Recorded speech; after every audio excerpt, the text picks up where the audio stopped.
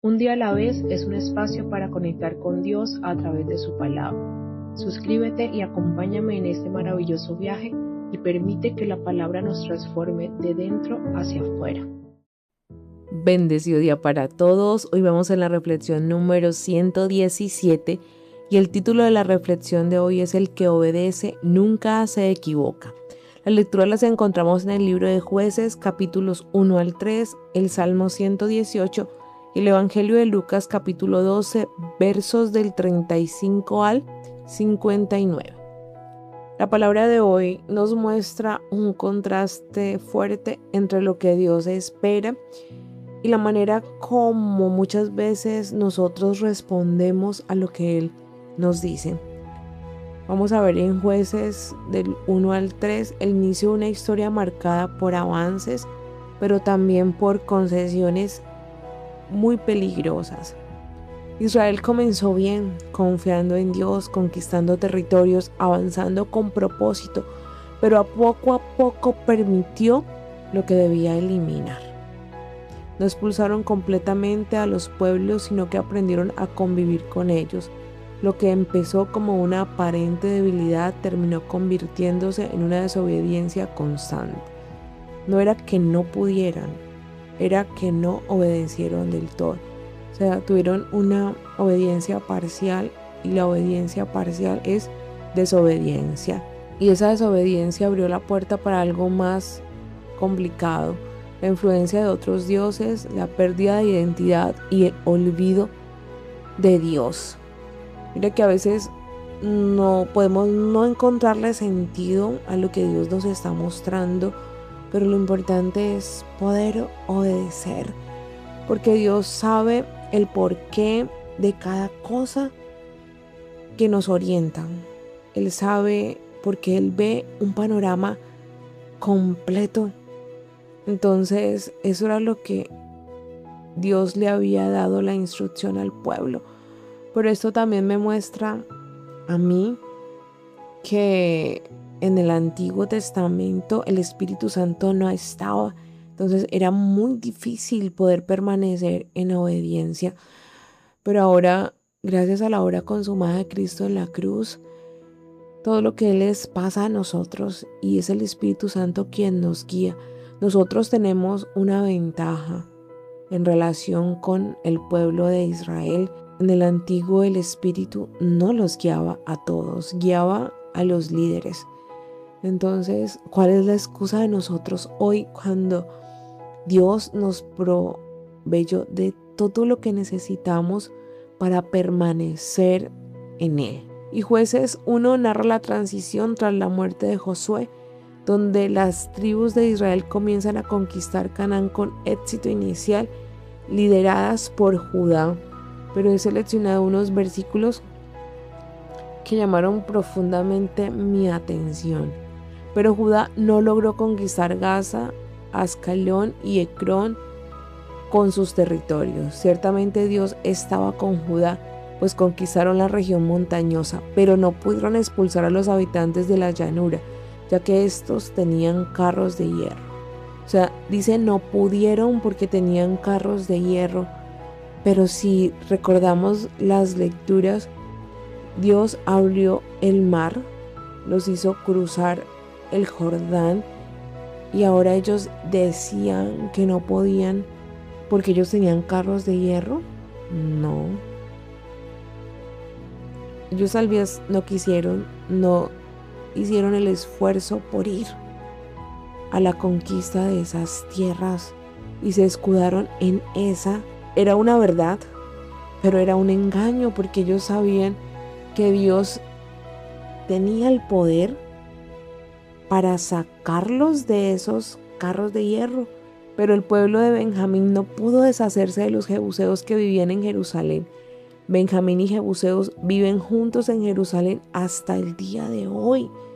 Dice, no pudieron. O sea, claro, era claro que nosotros sin Dios no podemos. Pero con Dios todo es posible. O sea, ellos no estaban confiando en Dios. Por eso no lo pudieron hacer. Pero Manases nunca logró expulsar a Bet-San, Tacnac, Dor y Pleán y Megiddo con sus territorios. Los cananeos se atrincheraron y no se movieron. Cuando Israel se fortaleció, los sometió a trabajos forzados, pero nunca los expulsó. Lo mismo, no confiaban en Dios porque Él sacaba todo a su paso. Efraín tampoco expulsó a los cananeos que vivían en Geser. Los cananeos se quedaron y vivieron allí con ellos. Ni Zabulón expulsó a los cananeos de Quitrón ni de Nahaol. Siguieron viviendo allí, pero fueron sometidos a trabajos forzados. Igual, cada una de las tribus encontró una excusa para no hacer las cosas. Era como si hubieran olvidado lo que Dios ya había hecho. Aser tampoco expulsó a los habitantes de Jacob, Sidón, Abla, Aksib, Helba, Afec, Rehoboc. Aser se estableció con los cananeos, ya que no pudo deshacerse de ellos. Neftalí no tuvo mejor suerte, no pudieron expulsar a los habitantes de Bet-Semes ni de Bet-Anat, así que se instalaron y vivieron con ellos. Sin embargo, los sometieron a trabajos forzados. Los amorreos empujaron a los habitantes de Dan hacia las colinas y no los dejaron bajar a las llanuras. Los amorreos persistieron obstinadamente en el monte Eres, Ajalón y Salbín. Pero cuando la casa de José tomó el control, los sometieron a trabajos forzados. La frontera amorrea se extendía desde el paso de los escorpiones y Sela hacia el norte.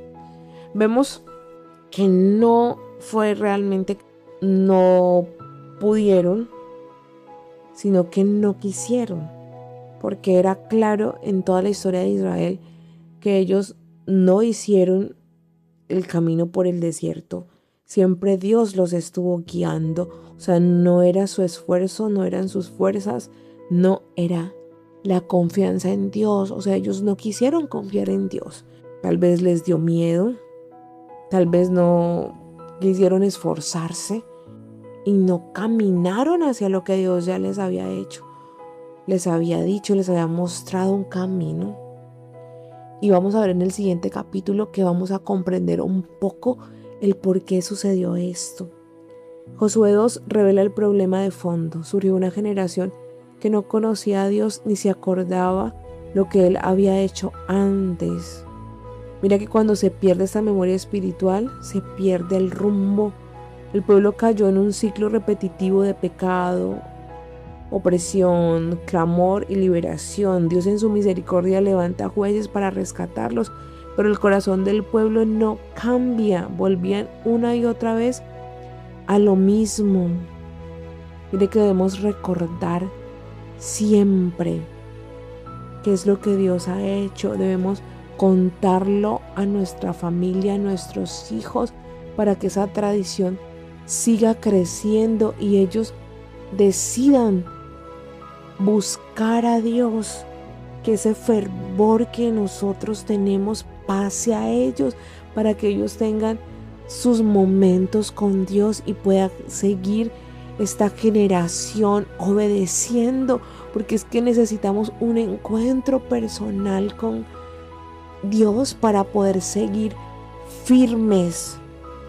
Por eso es importante la tradición oral, para darles ese abrebocas a nuestra familia y que ellos inicien un camino con Dios. Veamos, el ángel de Dios subió a Gilgal, a Boquín, y le dijo: yo te saqué de Egipto, te conduje a la tierra que prometí a tus antepasados y te dije: jamás romperé mi pacto contigo, jamás. Y tú no harás ningún pacto con los habitantes de esta tierra. Derriba sus altares, pero no me has obedecido. ¿Qué es lo que haces? Así que ahora te digo, no los expulsaré de tu presencia. Te harán tropezar y sus dioses se convertirán en una trampa. Cuando el ángel de Dios les habló a todos los israelitas, gritaron y lloraron desconsoladamente. Llamaron a aquel lugar Boquín, los llorones, y allí ofrecieron sacrificios a Dios. Después de que Josué los despidió, los israelitas partieron para reclamar los territorios que les habían sido asignados y tomar posesión de la tierra. El pueblo adoró a Dios durante toda la vida de Josué y durante la de sus sucesores, quienes habían participado en toda la gran obra que Dios había realizado para Israel. Entonces murió Josué, hijo de Nun, siervo de Dios, a los 110 años. Lo sepultaron en su herencia en Timnat Heres, en las colinas de Efraín, al norte del monte Gaz. Finalmente toda aquella generación murió y fue sepultada. Luego creció otra generación que no conoció a Dios ni la obra que había realizado para Israel. No lo conocieron y tampoco hubo esa tradición oral. Los israelitas hicieron lo malo ante los ojos de Dios, sirvieron a Dios, abandonaron a Dios, el Dios de sus padres, que los había sacado de Egipto, y se unieron a otros dioses, los dioses de los pueblos vecinos, los adoraban, y como enfurecieron a Dios al adorar a Baal y a Astartere, la ira de Dios se encendió contra Israel, los entregó a saqueadores que los despojaron, los vendió a bajo precio a enemigos por todas partes. Estaban indefensos ante sus enemigos. Cada vez que salían de Egipto, Dios estaba con ellos, pero para mal, tal como Dios lo había dicho, tal como lo había jurado. Estaban en una situación desesperada. Dios siempre estuvo con ellos, pero Él no actuó porque no quisiera, sino porque Israel se había decidido por otros dioses. Entonces, ¿Él para qué iba a actuar? No, Él esperó que ellos se volvieran a decidir por Él, porque Dios no es entrometido. Si tú no le permites actuar, Él no lo hace. Pero entonces Dios levantó jueces que los salvaron de sus saqueadores, pero ellos no quisieron escuchar a sus jueces, se prostituyeron con otros dioses, los adoraron, no tardaron en abandonar el camino que habían seguido sus padres, el camino de la obediencia a los mandamientos de Dios, se negaron a tener nada que ver con Él. Cuando Dios estaba estableciendo su reino, si los hubiera defendido, estaría con el juez, los salvaría de la opresión de sus enemigos mientras el juez viviera, pero Dios se compadeció al oír sus gemidos a causa de quienes los afligían y golpeaban. Pero cuando el juez murió, el pueblo volvió a sus viejas costumbres, peores que sus padres, persiguiendo a otros dioses, sirviéndoles, adorándolos, obstinados como mulas, no abandonaron ni una sola práctica perversa. Y la ira de Dios se encendió contra Israel, dijo: por cuanto este pueblo ha rechazado mi pacto, el que les ordené a sus padres, y no me ha obedecido, no expulsaré a nadie más de las naciones que Josué dejó atrás al morir. Los usaré para poner a prueba a Israel y ver si se mantienen en el camino de Dios y lo recorren como lo hicieron sus padres. Mire que Dios les dijo que expulsaran todos. O sea, así como cuando en el huerto del Edén Dios dejó un árbol para que nosotros pudiéramos establecer nuestro libre albedrío. Pero veamos que esta vez Él quería que el terreno estuviera limpio. Esa fue la orden que les dio. Pero ellos no quisieron. Entonces Dios se valió de eso. Igual que en el jardín del Edén había algo para que nosotros pudiéramos establecer nuestro libre albedrío, pues ahora Dios iba a utilizar eso que el pueblo no quiso sacar, para ver si aún con esas cosas podíamos decidirnos por Él. Y eso es lo que muchas veces pasa. Ahora estamos en un mundo donde poco se habla de Dios, pero aunque estamos en este mundo no pertenecemos a Él. Por eso salimos a trabajar, interactuamos con las personas, pero es ahí cuando nosotros podemos discernir y decidir si utilizamos esas prácticas que ellos hacen o nosotros conocemos la palabra y obramos conforme a lo que Dios nos ha establecido. Es nuestra decisión. Entonces continuamos. En Jueces 3 enseña que Dios utiliza las pruebas y las consecuencias de la desobediencia para disciplinar y entrenar a su pueblo, destacando un ciclo de pecado, opresión y arrepentimiento y liberación. Muestra que Dios puede usar instrumentos inesperados para salvar y permanecer fiel a pesar de la infidelidad de Israel. Estas son las naciones que Dios dejó allí usándolas para poner a prueba a los israelitas que no tenían experiencia en las guerras contra los cananeos. Lo hizo para entrenar a los descendientes de Israel, aquellos que no tenían experiencia en la batalla, el arte de la guerra. Dejó a los 5 tiranos filisteos, a los cananeos, a los sidonios y a los heveos que habitaban en el monte Líbano, desde el monte Baal Hermón hasta el paso de Amad. Estaban allí para poner a prueba a Israel y ver si obedecían los mandamientos de Dios dados a sus padres por medio de Moisés. Pero el pueblo de Israel se estableció entre los cananeos, hititas, amorreos, fereceos, heveos y jebuseos. Casaron a sus hijas y dieron a sus propias hijas en matrimonio a sus hijos y adoraron a sus dioses.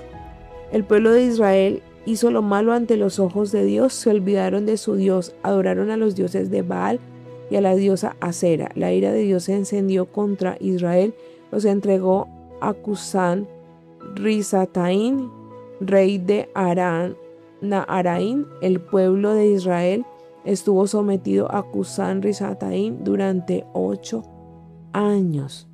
El pueblo de Israel clamó a Dios y Dios le suscitó un salvador, Otoniel, sobrino de Caleb e hijo de su hermano menor Kenaz. El Espíritu de Dios vino sobre él y reanimó a Israel. Salió de la guerra y Dios le dio a Cusán Risataín, rey de Arán Naharaim, y Otoniel lo derrotó rápidamente. La tierra estuvo en paz durante 40 años, entonces murió Otoniel, hijo de Kenaz. Pero el pueblo de Israel volvió a hacer lo malo ante los ojos de Dios.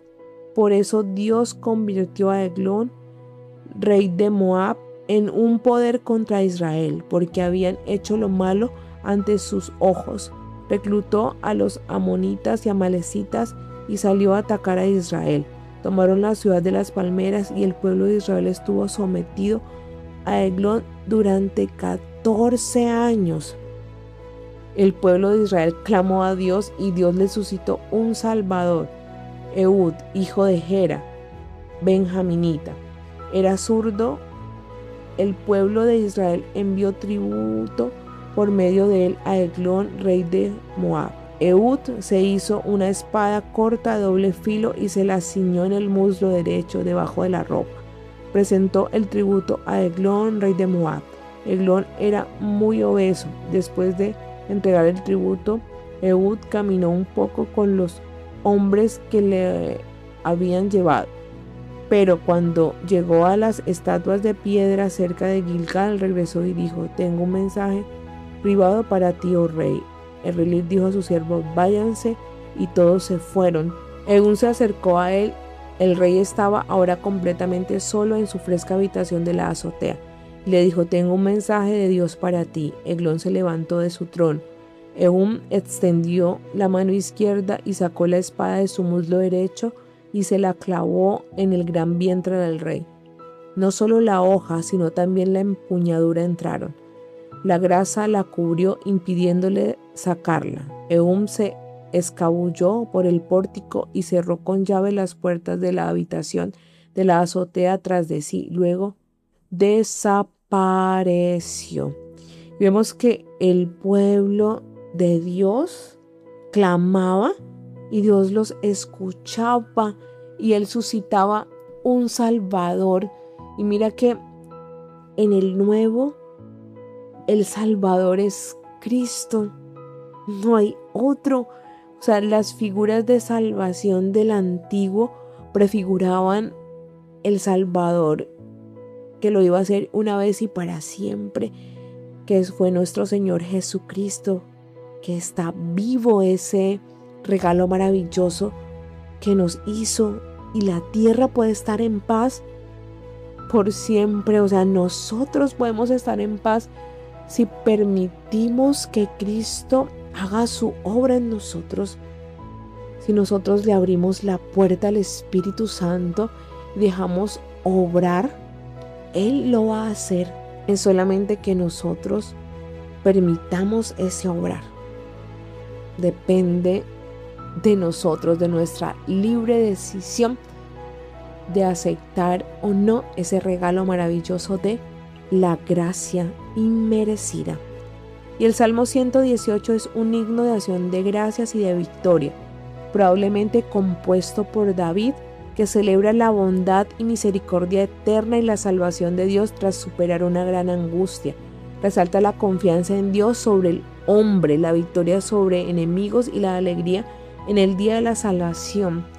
Mira que este salmo fue escrito cuando Cristo no existía.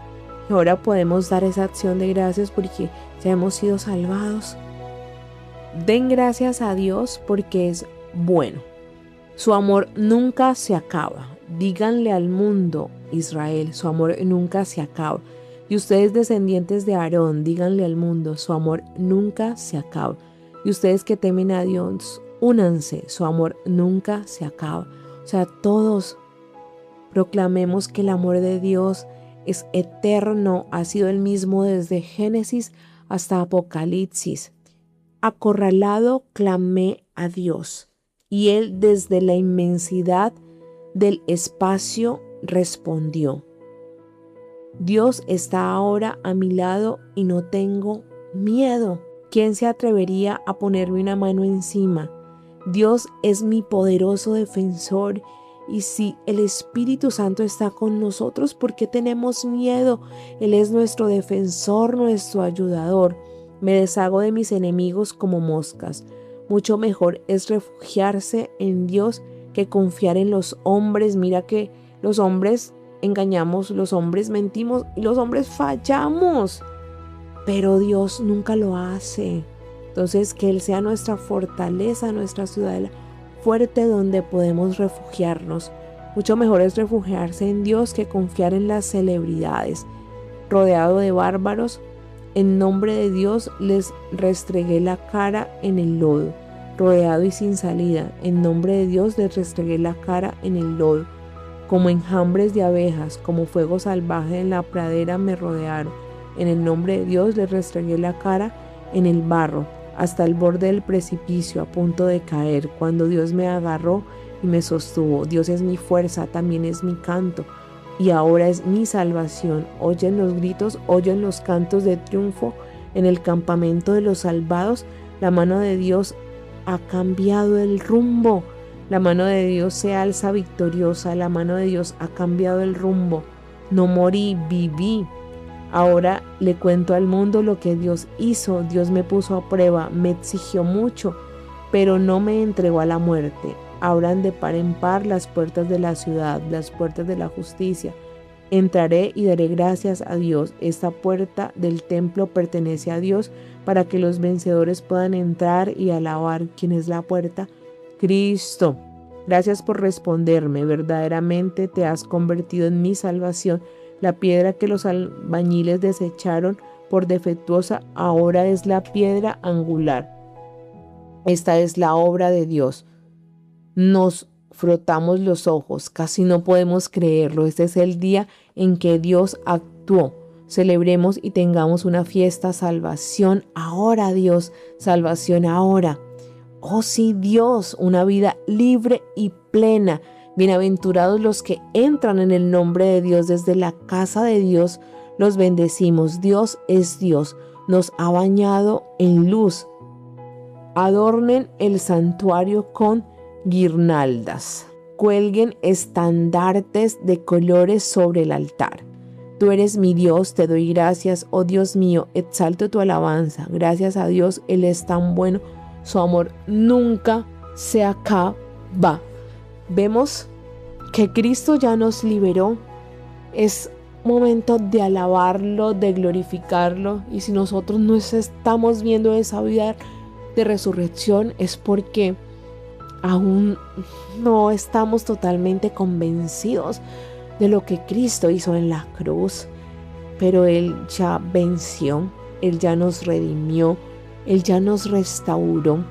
Es ir a la presencia y recibir, pedirle al Espíritu Santo que Cristo sea revelado cada vez más en nosotros, que esa gracia inmerecida podamos comprenderla para que toda esa victoria que Cristo ganó para nosotros en la cruz, la podamos recibir y podamos vivir esa vida de prosperidad. Mira, es un proceso. ¿Cuánto tiempo recibiendo ley? Imagina el pueblo de Israel viviendo en esa ley tanto tiempo, pues no pudieron. Por eso Cristo tuvo que bajar. Entonces nosotros debemos cambiar esa manera de pensar, de vivir creyendo que es por nuestro esfuerzo. No, es gracia inmerecida. Entonces lo que tú no tengas, pídeselo a Dios y Él te lo dará. Continuamos con el Evangelio de Lucas y los versículos que leemos hoy del capítulo 12 son del 35 al 59 y su tema central es vivir preparados, no con miedo, sino con una vida activa y servicial, esperando el regreso del Señor. Mire que ahora podemos vivir en esa vida activa porque es el Espíritu quien nos guía, es Él el que nos explica lo que debemos saber y nos conduce por el camino que es. Entonces, invitemos siempre al Espíritu todos los días que Él tome gobierno y control de nuestro día a día. Y vamos a leer. Manténganse despiertos y listos para abrir la puerta cuando su amo regrese de su luna de miel. Dichosos los que el amo encuentre vigilando. Se pondrá un delantal, los sentará a la mesa y les servirá una comida, compartiendo con ellos un banquete de bodas. No importa a qué hora de la noche llegue, estarán despiertos y serán bendecidos. Si el dueño de la casa hubiera sabido qué noche vendría el ladrón, no se habría quedado fuera hasta tarde ni habría dejado su casa sin llave. Así que no sean perezosos ni descuidados. Cuando menos lo esperen, el Hijo del Hombre aparecerá. Mira que eso le pasó al pueblo de Israel, fue perezoso, pero ellos no tenían a Cristo. Ahora nosotros es inconcebible tener pereza porque Cristo nos marcó todo y Él lo cumplió todo para que nosotros pudiéramos recibir eso por gracia, estar vigilantes, o sea, pedirle a Él para que todo eso sea, porque, a ver, el pecado de nosotros pasó a Cristo en la cruz. Y así como pasó el pecado, la santidad de Cristo pasó a nosotros. Pero es el proceso que debemos vivir para que eso se haga carne, se haga evidente en nuestra vida. Todo es posible para el que cree. Si tú crees lo correcto, empezarás a vivir esa vida en abundancia. Podrás estar vigilante, no con miedo, sino esperando que venga Cristo por todos nosotros. Pedro le preguntó: Maestro, ¿nos estás contando esto solo a nosotros o es para todos?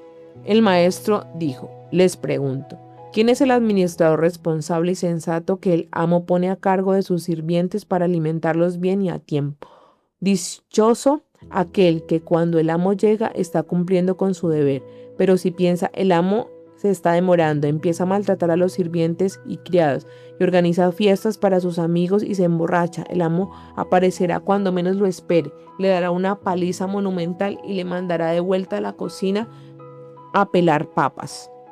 El siervo que sabe lo que su amo quiere y lo ignora, o que con insolencia hace lo que le place, recibirá una buena paliza, pero si hace mal su trabajo por ignorancia, solo recibirá una reprimenda. Grandes dones conllevan grandes responsabilidades, mayores dones, mayores responsabilidades. Entonces, cuando tenemos más cosas para poner al servicio, Dios nos va a pedir más cuentas. Entonces, empecemos a servir con lo que tengamos. Dios nos va puliendo y nos va corrigiendo en el camino. Hay que ser esos siervos fieles que hacen lo que Dios nos ha mandado a hacer, que es predicar su evangelio con nuestra vida, con nuestras acciones. Y los últimos versículos dice: para encender el fuego. He venido a encender un fuego en esta tierra. ¿Cómo desearía que ya estuviera ardiendo? ¿Y cuál es el fuego? Es el fuego del Espíritu Santo. He venido a cambiarlo todo, a ponerlo todo patas arriba, como anhelo que se acabe. ¿Acaso creen que he venido a suavizar las cosas y a que todo sea agradable? No, he venido a perturbar, a confrontar. De ahora en adelante, cuando encuentren a 5 en una casa, será: 3 contra 2, 2 contra 3, padre contra hijo, hijo contra padre, madre contra hija e hija contra madre, suegra contra novia y novia contra suegra. Luego se dirigió a la multitud. Cuando vean nubes que vienen del este, dicen, se acerca una tormenta, y tienen razón. Y cuando el viento viene del sur, dicen, va a hacer calor, y también tienen razón. Qué farsantes, saben reconocer un cambio en el clima, así que me digan que no pueden reconocer un cambio de estación, la estación divina en la que nos encontramos ahora. Mira que cuando el fuego del Espíritu viene a arder, no, las cosas se transforman.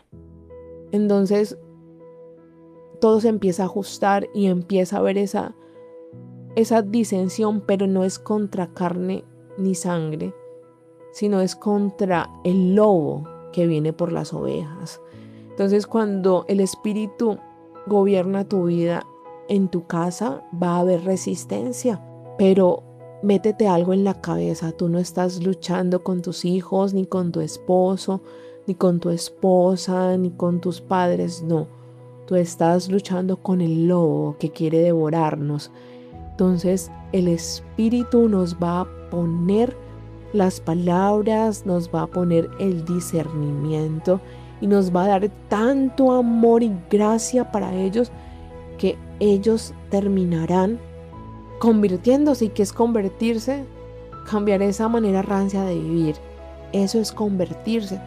Pero si nosotros no somos esos embajadores de Dios, si el fuego no arde en nosotros, pues ellos no van a encenderse.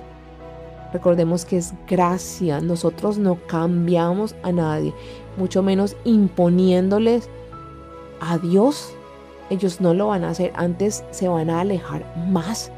Es el amor el que transforma. Cuando ellos vean ese cambio, te van a preguntar y van a querer eso que tú tienes, porque cuando somos cristianos, eso se nota, hay una diferencia en ti.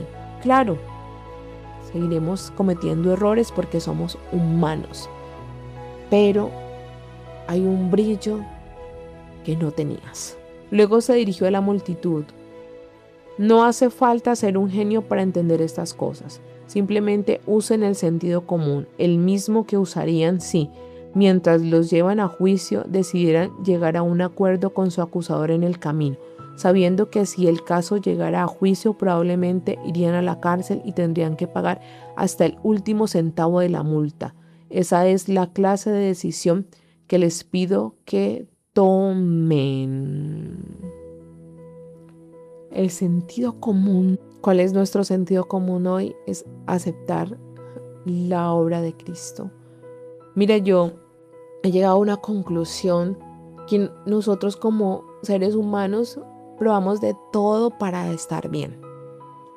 Pero realmente lo último que hacemos es buscar a Dios. Y cuando tenemos paz en la situación por la que lo buscamos, volvemos y lo desechamos, igual que el pueblo de Israel, porque no tenemos un encuentro genuino con Dios, porque la vida va a doler, las temporadas difíciles van a estar, pero es ahí cuando tú realmente conoces si tú has estado con Dios por interés. Si no has tenido ese encuentro genuino, tú siempre vas a buscar a Dios por un interés. Cuando vienen las dificultades, todo va a tambalear. Las pruebas son necesarias. Ahí podemos establecer nuestro discernimiento y ver nuestro libre albedrío hacia dónde se dirige. Así que todo obra para bien de los que le aman. Y hoy en el nombre poderoso del Señor Jesús, oramos para que el Espíritu Santo arda dentro de nosotros y que seamos ese leño que enciende el leño de nuestra familia. Pedimos que nos ayude a permanecer vigilantes en constante oración para estar listos para el día del regreso de Cristo por nosotros. Le pedimos que nos limpie de toda mancha, de toda oscuridad, y que nos dé todo lo que necesitamos para continuar este camino de regreso hacia Él. Que su gracia sobreabundante sea derramado en cada uno de nuestros corazones. Amén. Dios es bueno en todo tiempo y en todo tiempo Dios es bueno.